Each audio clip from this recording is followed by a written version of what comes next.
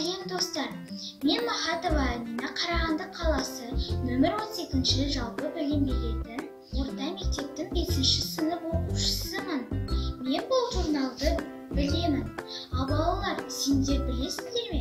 Мен бұл журналды үзбей оқимын, маған ол ұнайды. Балалар, сендер де оқитын шығарсыңдар. Ал білмейтін балалар болса, мені жақсылап тыңдаңдар. Бұл журналда не бар екен, несімен қызықты? Кәне балалар, таныс болыңдар.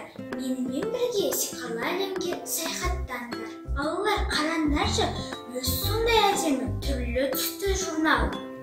Бұл журналды барлық балалар сүйіп оқиды. Қызықты ертегілер көп, қазақ және орыс тілінде шығады. Мен жасты балалар ғана емес, балабақшаға баратындар және орта мектепте оқитын балалар да сүйіп оқиды.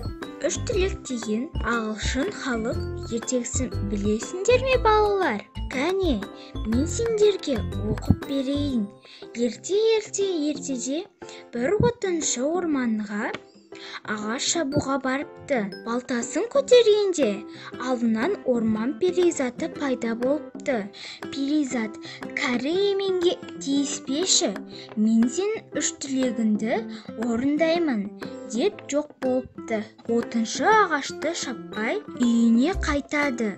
Қарны қатты ашып үйіне келсе, ас дайын емес. Әйеліне болған жағдайды айтып береді. Туу, майлы шұжық болса ғой деп армандайды. Сол кезде алдына шұжық топ ете қалады. Әйелі екеуі таң-тамаша. Әйелі ашуланып, ақымақ, осы шұжық мұрнына жабысып қалсын дейді. Міне қызық, шұжық отыншының мұрнына жабысып қалады.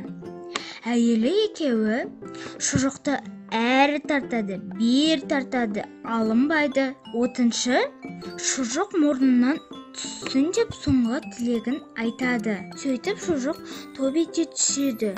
Отыншының тілектері бос кетеді.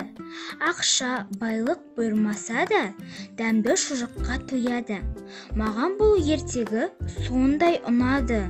Тіпті мәз болып күліп алдым. Сендерге де ұнаған шығар. Ойларыңды білдіріп, пікір қалдыруды ұмытпаңдар балалар. Бұл журналда ағайынды үш бауыр туралы қасиетті жаңғақ орыс тіліндегі Три медведя ертегісі де бар. Мен бәрін айтып берсем қызық болмайды ғой. Сондықтан да өздерін оқыған қызық шығар. Олай болса, ертегілерді үзбей оқыңдар балалар. Ертегі бізді мейірімді болуға үйретеді. Жамандықтан қашып, жақсылық істеуге шақырады. Батырлықты, достықты айтады. Сондықтан да ертегі әңгімелерді көп оқыңдар. Бізбен бірге ертегілер әлеміне